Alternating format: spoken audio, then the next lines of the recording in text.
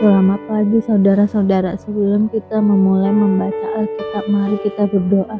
Terima kasih Bapak, kami bersyukur pagi ini bisa bangun dengan tubuh yang sehat tanpa kurang apapun. Sebelum kami melakukan aktivitas hari ini, kami rindu untuk membaca Alkitab Tuhan, untuk melandasi hidup kami dengan kebenaran-Mu.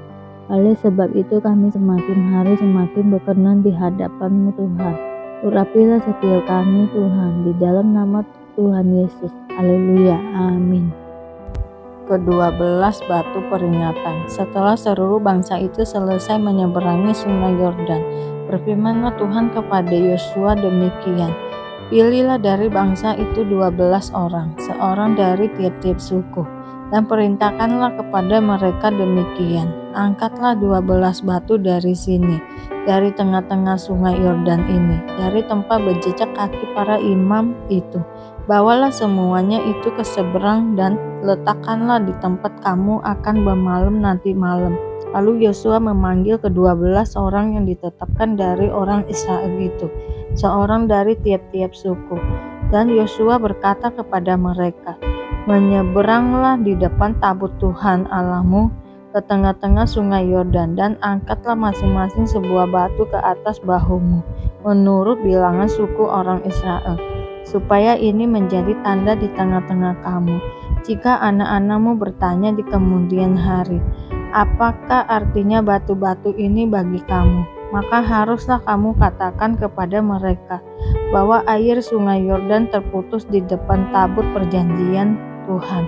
Ketika tabut itu menyeberangi sungai Yordan, air sungai Yordan itu terputus. Sebab itu batu-batu ini akan menjadi tanda peringatan bagi orang Israel untuk selama-lamanya.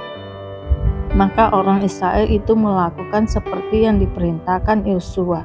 Mereka mengangkat 12 batu dari tengah-tengah sungai Yordan, seperti yang difirmankan Tuhan kepada Yosua. Menurut jumlah suku Israel, semuanya itu dibawa mereka lah ke seberang ke tempat bermalam dan diletakkan di situ. Pula Yosua menegakkan 12 batu di tengah-tengah sungai Yordan itu, di tempat bekas berjejak kaki para imam pengangkatan tabut perjanjian itu. Batu-batu itu masih ada di sana sampai sekarang. Pada imam pengangkat tabut itu tinggal berdiri di tengah-tengah sungai Yordan sampai selesai dilakukan segala yang diperintahkan Tuhan kepada Yosua untuk disampaikan kepada bangsa itu, sesuai dengan segala yang diperintahkan Musa kepada Yosua. Maka menyeberanglah bangsa itu dengan cepat-cepat. Ketika seluruh bangsa itu selesai menyeberang, maka menyeberanglah tabut Tuhan itu serta para imam di depan mata bangsa itu. Juga Bani Ruben, Bani Gad, dan suku Manasye yang setengah itu menyeberang dengan bersenjata di depan orang Israel itu, seperti yang dikatakan Musa kepada mereka. Kira-kira 40.000 orang yang siap untuk berperang menyeberang di hadapan Tuhan ke dataran Yeriko untuk berperang. Pada waktu itulah Tuhan membesarkan nama Yosua di mata seluruh orang Israel, sehingga mereka takut kepadanya, seperti mereka takut kepada Musa seumur hidupnya. Berfirmanlah Tuhan kepada Yosua demikian, perintahkanlah pada imam pengangkat tabut hukum Allah itu, supaya naik dari sorga Yordan.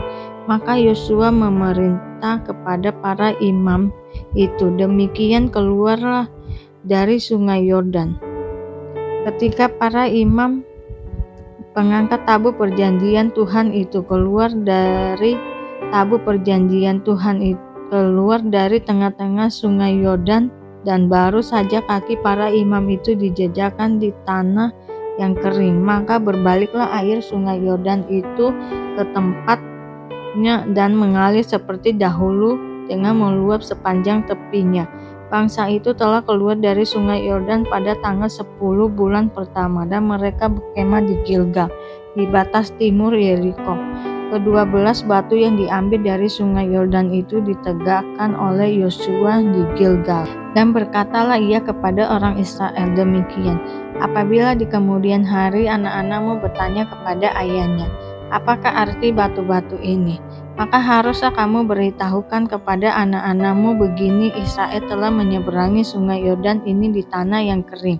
Sebab Tuhan Allahmu telah mengeringkan di depan kamu air sungai Yordan, sampai kamu dapat menyeberang seperti yang telah dilakukan Tuhan Allahmu dengan laut Tiberau yang telah dikeringkannya di depan kita, sampai kita dapat menyeberang, supaya semua bangsa di bumi tahu bahwa kuat tangan Tuhan, dan supaya mereka selalu takut kepada Tuhan Allahmu. Penyunatan dan Hari Raya Paskah Gilgal. Ketika semua raja orang Amori di sebelah barat sungai Yordan dan semua raja orang Kanaan di tepi laut mendengar bahwa Tuhan telah mengeringkan air sungai Yordan di depan orang Israel sampai mereka dapat menyeberang, tawarlah hati mereka dan hilanglah semangat mereka menghadapi orang Israel itu. Pada waktu itu berfirmanlah Tuhan kepada Yosua, buatlah pisau dari batu dan sunatlah lagi orang Israel itu untuk kedua kalinya. Lalu Yosua membuat pisau dari batu dan disunatlah orang Israel itu di Bukit Zaitun Kartan. Inilah sebabnya Yosua menyunat mereka, semua orang yang keluar dari Mesir, yakni yang laki-laki semua prajurit telah mati di padang gurun di tengah jalan setelah mereka keluar dari Mesir. Sebab semua orang yang keluar dari Mesir itu telah bersunat, tetapi semua orang yang lahir di padang gurun dalam perjalanan sejak keluar dari Mesir belum disunat. Sebab 40 tahun lamanya orang Israel itu berjalan melalui padang gurun sampai habis mati seluruh bangsa itu, yakni prajurit yang keluar dari Mesir yang tidak mendengarkan firman Tuhan kepada mereka itu. Tuhan telah bersumpah bahwa Ia tidak akan mengizinkan mereka melihat negeri yang dijanjikan Tuhan dengan bersumpah kepada nenek moyang mereka akan memberikannya kepada kita, suatu negeri yang berlimpah-limpah susu dan madunya. Tetapi anak-anak mereka yang telah dijadikannya ganti mereka itulah yang disunat Yosua, sebab mereka belum bersunat karena mereka tidak disunat dalam perjalanan. Setelah seluruh bangsa itu selesai disunat, maka tinggallah mereka di tempatnya masing-masing di perkemahan itu sampai mereka sembuh. Dan berfirmanlah Tuhan kepada Yosua, hari ini telah kuhapuskan celah Mesir itu daripadamu. Itulah sebabnya nama tempat itu disebut Gilgal sampai sekarang. Sementara berkemah di Gilgal, orang Israel itu merayakan Paskah pada hari yang ke-14 bulan itu, pada waktu petang, di dataran Yeriko. Lalu pada hari sesudah Paskah mereka makan hasil negeri itu, yakni roti yang tidak beragi dan bertit gandum pada hari itu juga. Lalu berhentilah di mana itu pada keesokan harinya setelah mereka makan hasil negeri itu. Jadi orang Israel tidak beroleh mana lagi, tetapi dalam tahun itu mereka makan yang dihasilkan tanah Kanaan. Panglima bala tentara Tuhan.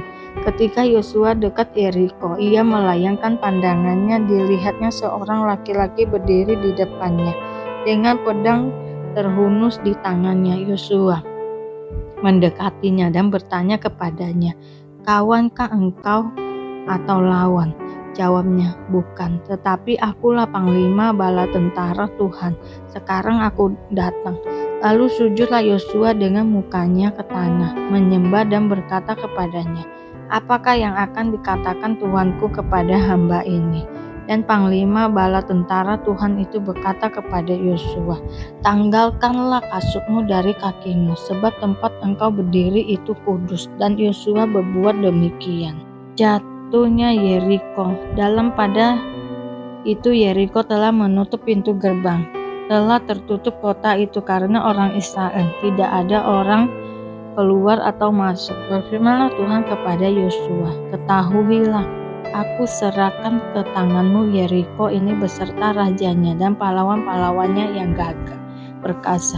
Haruslah kamu mengelilingi kota itu, yakni semua prajurit harus mengendari kota itu sekali saja. Demikianlah harus engkau perbuat 6 hari lamanya. Dan 7 orang imam harus membawa 7 sangkakala tanduk domba di depan tabut. Tetapi pada hari yang ke-7 7 kali kamu harus mengelilingi kota itu, sedang pada imam meniup sangkakala. Apabila sangkakala tanduk domba itu panjang bunyinya, dan kamu mendengar bunyi sangkakala itu, maka haruslah seluruh bangsa bersorak dengan sorak yang nyaring. Maka tembok kota itu akan runtuh. Lalu bangsa itu harus memanjatnya masing-masing langsung ke depan.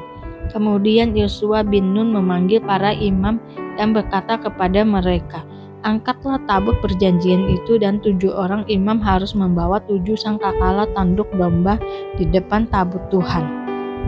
Dan pada bangsa itu dikatakannya, majulah, kelilingilah kota itu, dan orang-orang bersenjata harus berjalan di depan tabut Tuhan. Segera sesudah Yosua berkata kepada bangsa itu, maka berjalanlah maju ke 7 orang imam yang membawa ke 7 sangkakala tanduk domba itu di hadapan Tuhan. Lalu mereka meniup sangkakala, sedang tabut perjanjian Tuhan mengikuti mereka, dan orang-orang bersenjata berjalan di depan para imam yang meniup sangkakala, dan barisan penutup mengikuti tabut itu, sedang sangkakala terus-menerus ditiup. Tetapi Yosua telah memerintahkan kepada bangsa itu, demikian, janganlah bersorak dan janganlah mendengarkan suaramu. Sepatah kata pun janganlah keluar dari mulutmu sampai pada hari aku mengatakan kepadamu, bersoraklah, maka kamu haruslah bersorak. Demikianlah tabut Tuhan mengelilingi kota itu, mengendarinya sekali saja. Kemudian kembalilah mereka ke tempat perkemahan dan bermalam di tempat perkemahan itu. Keesokan harinya Yosua bangun pagi-pagi. Lalu para imam pengangkat tabut Tuhan, maka berjalanlah juga ke-7 orang imam yang membawa ke-7 sangkakala tanduk domba itu di depan tabut Tuhan. Sambil berjalan mereka meniup sangkakala, sedang orang-orang bersenjata berjalan di depan mereka, dan barisan penutup mengikut tabut Tuhan, sementara sangkakala terus-menerus ditiup. Demikianlah pada hari kedua mereka mengelilingi kota itu sekali saja, lalu pulang ke tempat perkemahan, dan begitulah dilakukan mereka 6 hari lamanya. Tetapi pada hari yang ke-7 mereka bangun pagi-pagi ketika fajar menyising dan mengelilingi kota 7 kali dengan cara yang sama. Hanya pada hari itu mereka mengelilingi kota itu 7 kali. Lalu pada ke-7 kalinya ketika para imam meniup sangkakala, berkatalah Yosua kepada bangsa itu, bersoraklah sebab Tuhan telah menyerahkan kota ini kepadamu. Dan kota itu dengan segala isinya akan dikhususkan bagi Tuhan untuk dimusnahkan, hanya Rahab perempuan sundal itu.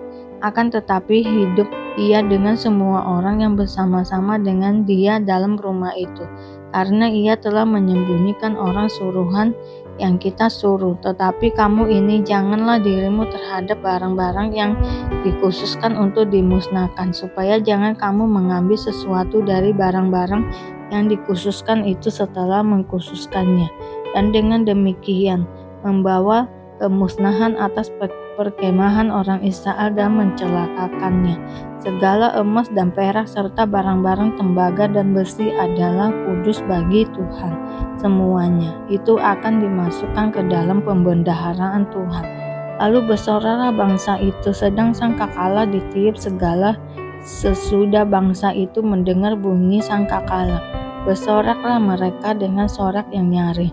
Maka runtuhlah tembok itu, lalu mereka memanjat masuk ke dalam kota masing-masing, langsung ke depan dan merebut kota itu. Mereka menumpas dengan mata pedang segala sesuatu yang di dalam kota itu, baik laki-laki maupun perempuan, baik tua maupun muda, sampai kepada lembu, domba, dan keledai. Tetapi kepada kedua orang pengintai negeri itu Yosua berkata, masuklah ke dalam rumah perempuan sundal itu, dan bawalah keluar perempuan itu dan semua orang yang bersama-sama dengan dia, seperti yang telah kamu janjikan dengan bersumpah kepadanya. Lalu masuklah kedua pengintai muda itu dan membawa keluar Rahab dan ayahnya, ibunya, saudara-saudaranya, dan semua orang yang bersama-sama dengan dia. Bahkan seluruh kaumnya dibawa mereka keluar. Lalu mereka menunjukkan kepadanya tempat tinggal di luar perkemahan orang Israel. Tetapi kota itu dan segala sesuatu yang ada di dalamnya dibakar mereka dengan api. Hanya emas dan perak, barang-barang tembaga dan besi ditaruh mereka di dalam pembendaharaan rumah Tuhan. Demikianlah Rahab perempuan sundal itu dan keluarganya serta semua orang yang bersama-sama dengan dia dibiarkan hidup oleh Yosua. Maka diamlah perempuan itu di tengah-tengah orang Israel sampai sekarang, karena ia telah menyembunyikan orang suruhan yang disuruh Yosua pengintai Yeriko. Pada waktu itu bersumpahlah Yosua, katanya, terkutuklah di hadapan Tuhan orang yang bangkit untuk membangun kembali kota Yeriko ini. Dengan membayarkan nyawa anaknya yang sulung, ia akan meletakkan dasar kota itu, dan dengan membayarkan nyawa anaknya yang bungsu, ia akan memasang pintu gerbangnya. Dan Tuhan menyertai Yosua, dan terdengarlah kabar tentang dia di seluruh negeri itu. Yesus mengutus ke-12 murid. Maka Yesus memanggil ke-12 muridnya, lalu memberikan tenaga dan kuasa kepada mereka untuk menguasai setan-setan dan untuk menyembuhkan penyakit-penyakit. Dan ia mengutus mereka untuk memberitakan kerajaan Allah dan untuk menyembuhkan orang. Katanya kepada mereka, jangan membawa apa-apa dalam perjalanan, jangan membawa tongkat atau bekal, roti atau uang, atau 2 helai baju. Dan apabila kamu sudah diterima dalam suatu rumah, tinggallah di situ sampai kamu berangkat dari situ. Dan kalau ada orang yang tidak mau menerima kamu, keluarlah dari kota mereka dan kebaskanlah debunya dari kakimu sebagai peringatan terhadap mereka. Lalu pergilah mereka dan mereka mengelilingi segala desa sambil memberitakan Injil dan menyembuhkan orang sakit di segala tempat. Herodes dan Yesus. Herodes, raja wilayah, mendengar segala yang terjadi itu, dan ia pun merasa cemas sebab ada orang yang mengatakan bahwa Yohanes telah bangkit dari antara orang mati. Ada lagi yang mengatakan bahwa Elia telah muncul kembali, dan ada pula yang mengatakan bahwa seorang dari nabi-nabi dahulu telah bangkit. Tetapi Herodes berkata, Yohanes telah kupenggal kepalanya. Siapa gerangan dia ini yang kabarnya melakukan hal-hal demikian? Lalu ia berusaha supaya dapat bertemu dengan Yesus. Yesus memberi makan 5.000 orang. Sekembalinya rasul-rasul itu menceritakan kepada Yesus apa yang telah mereka kerjakan. Lalu Yesus membawa mereka dan menyingkir ke sebuah kota yang bernama Betsaida, sehingga hanya mereka saja bersama dia.